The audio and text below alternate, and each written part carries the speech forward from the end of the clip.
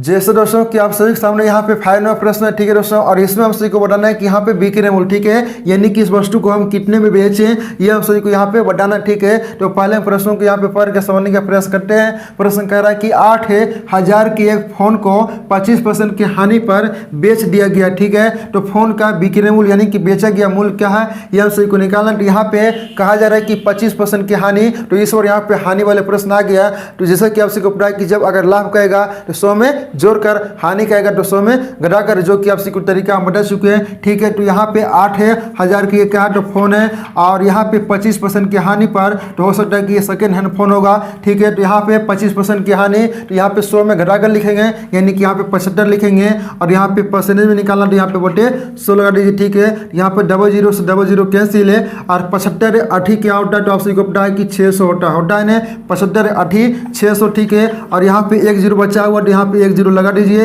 ये आपका हो गया आंसर। यानी कि कह सकते हैं कि 8,000 की एक फोन को 25% की हानि पर बेचेगा, तो वह कितने रुपए में बेचेगा, यहाँ पे 6,000 में बेचेगा ना, यानी कि सेलिंग प्राइस जो है वो आपका 6,000 रुपया होगा, ठीक है दोस्तों। तो उम्मीद करता हूँ कि आप सभी को ये भी प्रश्न समझ में आ गया होगा दोस्तों। अगर आप सभी को सारे प्रश्न समझ में आ रहे हैं तो आज की क्लास को लाइक और शेयर करना बिल्कुल नहीं भूलेगा, ठीक है। जैसे दोस्तों कि आप सभी के सामने यहाँ पे अगला प्रश्न है। तो यहाँ पे प्रश्न कह रहा है कि एक किताब को 10% की हानि पर 135 रुपये में बेच दिया जाता है, तो किताब का क्रय मूल्य क्या है। यानी दोस्तों यहाँ पे क्रय मूल्य की बात करें तो यहाँ पे समझ आए कि 100% का मान हम सभी को निकालना, ठीक है। जिसमें कि यहाँ पे कहा जा रहा है कि 10% की हानि पर 135 रुपये में बेचा गया है, तो वस्तु को हालांकि हम खरीदे कितने में, ये हम सभी को यहाँ पे बताना है, ठीक है। तो यहाँ पे 10% की हानि हो रहा है, क्या हो रहा है 10% की हानि, तो यहाँ पे 100 में जब 10 कम करेंगे तो कितना होगा 90%, ठीक है। तो 90% के बराबर ही 135 रुपये दिया हुआ है ना,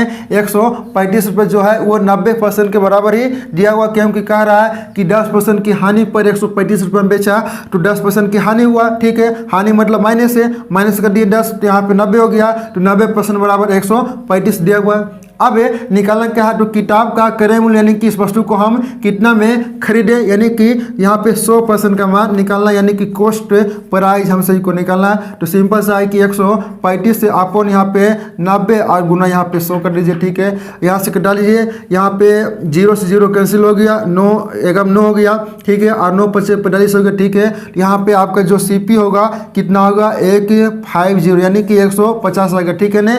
150 जो दोस्तों हम उस वस्तु को हम खरीदे, यानी कि उस किताब को हम कितना खरीदे, तो 150 में खरीदे, यानी कि 100% का मान कितना आ गया, तो 150 आ गया, ठीक है दोस्तों। तो उम्मीद करता हूँ कि आप सभी को ये भी प्रश्न है समझ में आ गया होगा दोस्तों। चलिए हम अगले प्रश्न की ओर चलते हैं।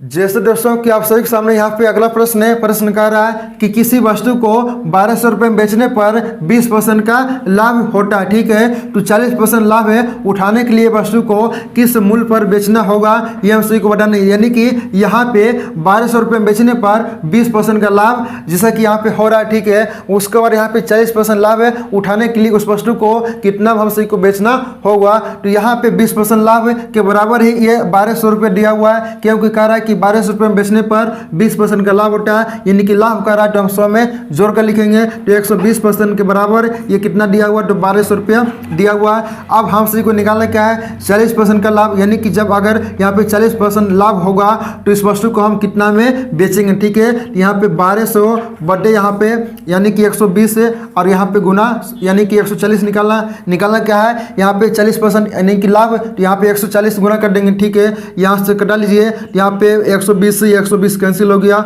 ऊपर बच गया सिर्फ एक 0 और यहाँ पे 140 से और यहाँ पे 00 यानी कि 1400 में है ना। 1400 में हम उस वस्तु को यहाँ पे बेचेंगे, तो ही दोस्तों यहाँ पे 40% जाकर यहाँ पे लाभ हमको होगा, ठीक है दोस्तों। 2 मिनट का टाइम कि आप सभी को यहाँ पे समझ में आ गया होगा दोस्तों। यहाँ पे चलिए अब अगले प्रश्न की ओर चलते हैं।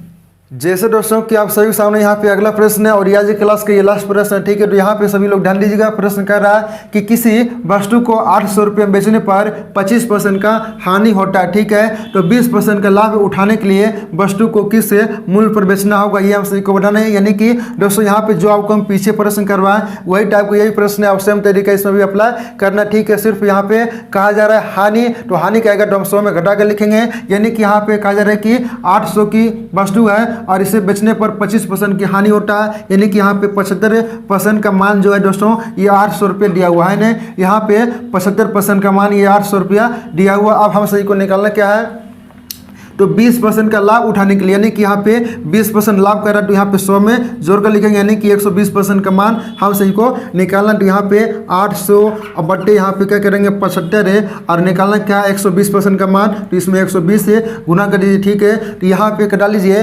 25 से, यहाँ पे ध्यान दें कि 25 × 75 है और 25 × 75 है, और यहाँ पे बच गया कितना 50, यानी कि 25 दूनी 50 हो गया, ये 32 ओवर में डिवाइड हो गया। ठीक है, और यहाँ पे 3 चौक 12 यानी कि ये 40 ओवर में। ठीक है, तो यहाँ पे गुना करना है 32 से, है ना, यहाँ पे गुना करना है 32 गुना यहाँ पे 40 करना, तो यहाँ पे 4 दूनी 8 हो गया और 4 × 12 यानी कि 1280 आपका दोस्तों इस वस्तु का यहाँ पे क्या, यानी कि 20% लाभ पर बेचेंगे, तो इस वस्तु को हमें 1280 में बेचना होगा। ठीक है दोस्तों, तो उम्मीद करता हूँ कि आज की क्लास में जितने प्रश्न आप सबको समझाए सारे प्रश्न आप सभी को अच्छे समझ में आ गया वो दोस्तों। अगर अभी भी किसी बात की डाउट है तो नीचे कमेंट सेक्शन में जरूर बताइएगा। और कल देखने वाले हैं कि अनुपात पे आधारित प्रश्न, यानी कि यहाँ पे जब यानी कि क्रय मूल्य और विक्रय मूल्य का अनुपात दिया जाएगा दोस्तों, तो हम उस टाइप के प्रश्न किस प्रकार से हम सोल्व कर सकते हैं, तो कल हम सीखने वाले हैं। ठीक है दोस्तों, तो आज की शुरू में इतना रखते हैं, मिलते हैं अगले वीडियो के साथ, जब तक के लिए जय हिंद जय भारत।